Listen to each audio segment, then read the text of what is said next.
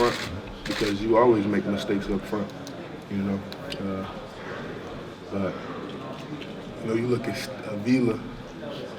You look at Steve Avila. He's a great pass setter. He's a great guy in pass pro. A great guy in the run game. You look at the center they got. He's great at getting at the second level. He does great on the double teams. You see everything from this O-line that you would expect in a semifinal type of game. You expect to be going against the best, and these are like some of the best. As a captain, what was it like to see, I guess, both Cade and Erick leave the program? I mean, and I know you were very supportive of Cade in particular. Yeah. I mean, man, you can't, if somebody feels like they're in a different situation that's better for them, you can't tell them otherwise. You gotta trust them and hope that it works out for them in the best way possible. I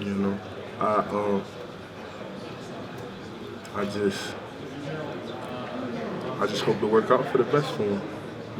Those are my brothers. We came in all early enrollees together, and we played and worked hard through some hard times together. So I hope it pay off for them like it's paying off for me.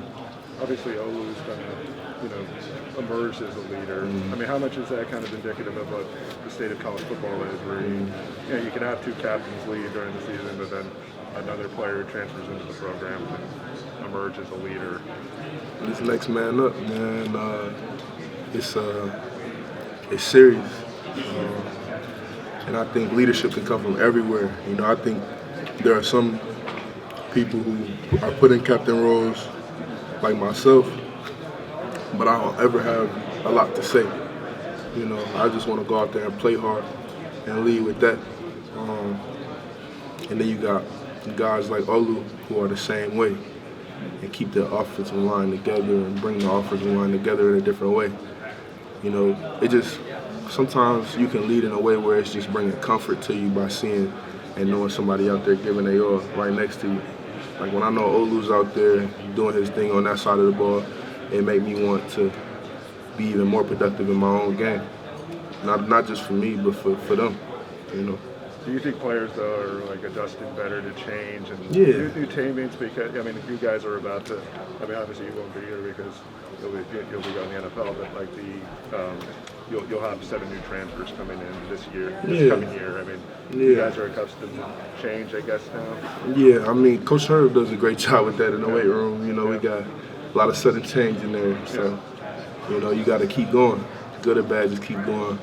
And I think we've done a great job of that this season, having 2 captains depart, 2 guys that we trusted with the game before the season, and they weren't able to finish it out, and they thought they had a better position somewhere else, which is okay.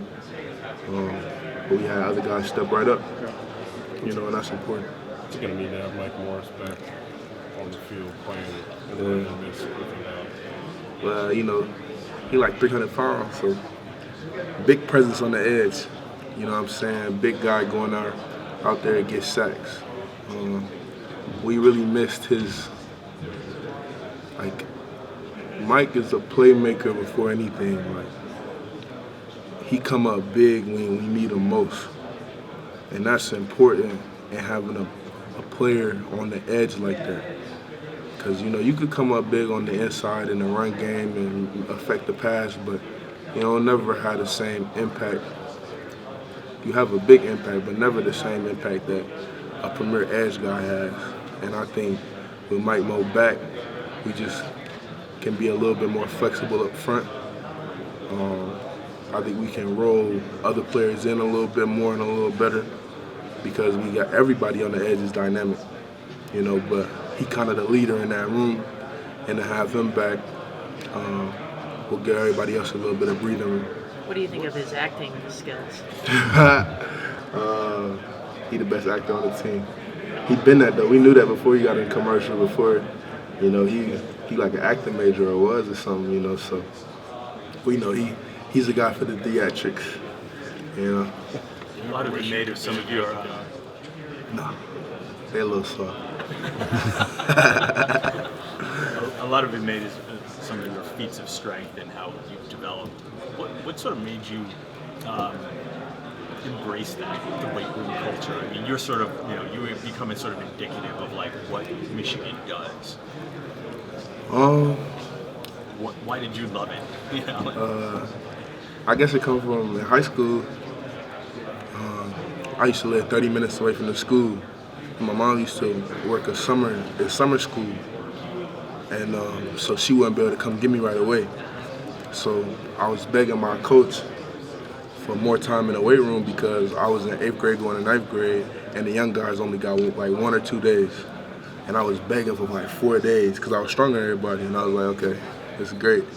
And so we would get done with the work at like 1. It'd be a workout from like 11:30, 12 to 1:30 or something. And my mom wouldn't be able to come get me till like 3. So I just stayed in the weight room just doing stuff. Just doing whatever I felt, you know what I'm saying? And it just became kind of like an outlet and kind of became like a place where you mold your body and your mind. Anything in particular that you're most proud of, your weight accomplishments or feats, especially since you got to Michigan and they've sort of shown you that the breadth and width of what can be done in there? I think I'm proud of everything that I've done in the weight room. I think there's really nothing I'm most proud of. Maybe being a well-rounded athlete. A lot of guys are just either strong or just fast or just can jump high. I could do all of that stuff. So that's kind of what I'm proud of. Going back to the rest, was it frustrating because you were you were the #1 freak? You've been named captain. You really had worked your way up the ranks to get to this kind of position, and for it all to kind of, I guess, be clouded, by that one thing. I mean, was it frustrating just because, again, it took a lot to kind of get to this position at this point? You have frustrations when it comes to, things getting in the way of everything else trying to do, but everything can't be all good all the time. You know what I'm saying? If it was only good times,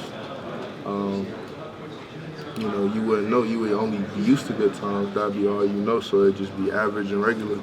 You gotta have low, or you gotta have high highs and low lows to feel the best of it. You know what I'm saying?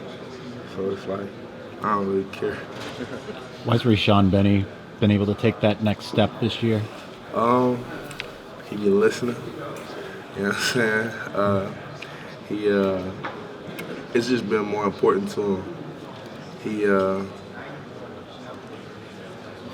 been taking it more serious, and he realized what he can be. I told him, I said, hey, he can be a real good player. He got a great body type. He got great strength, great athletic ability. That's why he had all the offers he had, and that's why he pass rushed so easily.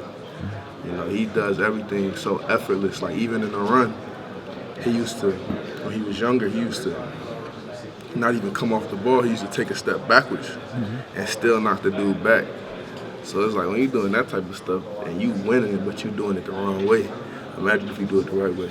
Was there a point this season where things seemed to kind of click? Because earlier in the season, it didn't seem like he was necessarily a mainstay on the defensive line like he was later in like the Ohio State and Purdue games. I think he's been getting quality reps. I think he's been just missing. He's had a lot of just misses when it comes to sacks. Like really, he's had like 3 or 4 sacks on the season. But a couple got called back due to penalty. A couple were stolen from him by an edge guy, and then he finally got that stop that forced the interception, which was a beautiful thing. Mazi, can you pinpoint why this team has been so strong in the second half? I mean, TCU also is a strong second half team, but why is this